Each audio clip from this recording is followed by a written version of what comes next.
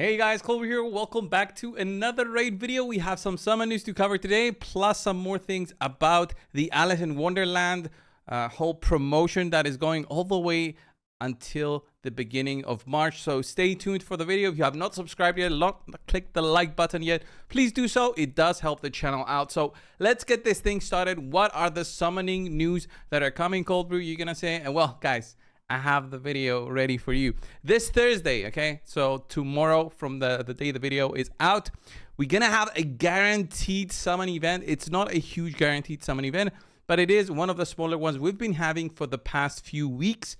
And it's needed for one of the champions for the fusion of Mikage, one of the best mythicals in the game. And I will say it because not only she synergizes great with Shadow King champions, but also on her own she just works great. But that additional synergy with Shadow King just makes her insane. She's currently in one of the top teams for the Chimera together with Toshiro. If you have the two, they do some really solid work together because when she attacks with her default attack, also Toshiro attacks, so he teams up with her, plus she's got an ally attack skill, plus she can extend the duration of buffs, reduce the duration of debuffs, plus she's got a whole other form with lots of things such as buff removal and crowd control if you want to use her in PvP. So lots of different ways to use her. So which champion is going to be guaranteed, Coldbrew? You didn't say that. Well, yeah, okay, because I kind of forgot, but it is going to be Delaaja, one of the lizardmen right here.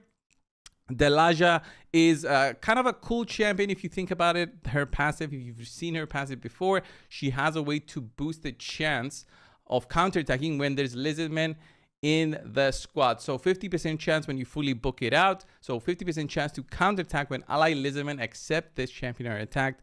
So you can build a team with her with all lizards, and she'll just be counterattacking with her default skill, which can also have the chance to apply poison. So in a team of let's say at least one other lizardman and have her in the clan boss, you'll be able to do some nice solid counterattacks. But remember, she's also needed for the Mikage fusion.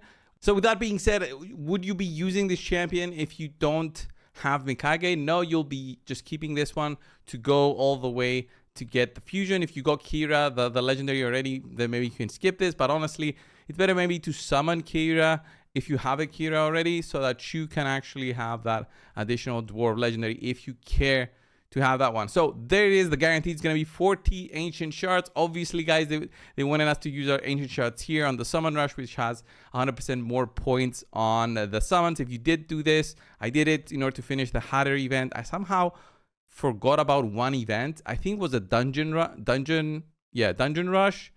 dungeon divers, and I just went out of my attention. I don't know. I lost 25 there. Must have been during my birthday weekend. I was away, guys. I went to Romania, had a ton of fun. Went on a solo trip, and it was really fun. I enjoyed my couple of days there, but it was really cold. Not like Cyprus. Cyprus is like 20 degrees Celsius. There it was like 0 to -4. I was absolutely got wrecked by the cold. So the next news starting on the January 24th, guys, we're gonna have the 2x summons for ancient shards. That is cool. Okay, we always have these in rotation, so it's not something new, nothing new, but we're also gonna have a 10x going on for Knave of Hearts. So Knave of Hearts, if we have a look at Knave of Hearts, I believe he is here. Yeah, I don't know. Knave of Hearts is going to be boosted by 10x.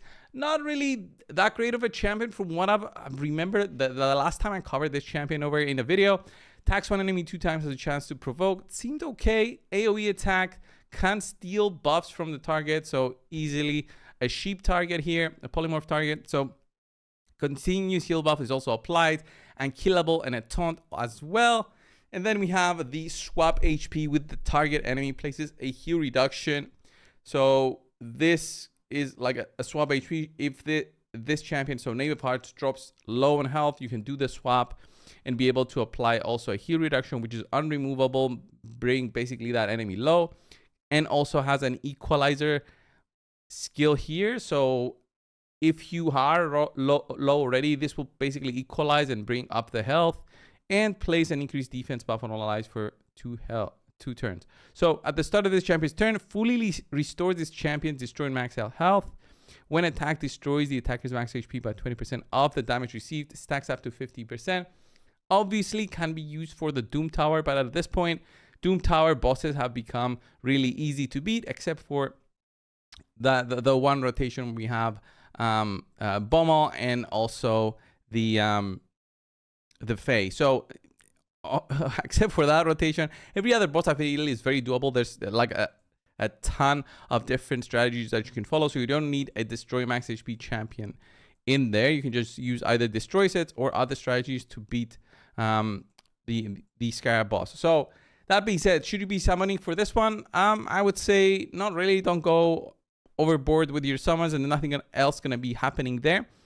We are probably gonna have something coming in later on because it's still January, guys, and the whole Alice in Wonderland event is coming to an end in March, so we still have a lot of time for more events to come. And I want to say this to give you guys the thought process of when you're seeing events pop up and tournaments pop up where you do have the reward of these event materials, event relic crafting materials, that maybe you should go for them if you feel like you'll be able to at least pick up something here, or if there's a guaranteed reward, go for the guaranteed reward for sure. I believe that is the way to go if you're somebody who's looking to get the best chances to craft the relic. So these small ones, they don't give you a really good chance to craft the legendary one. And honestly, the legendary event one, the Cat's Gaze, is a really cool relic because it does give you ignore defense when attacking enemies with higher max health, which is basically all bosses.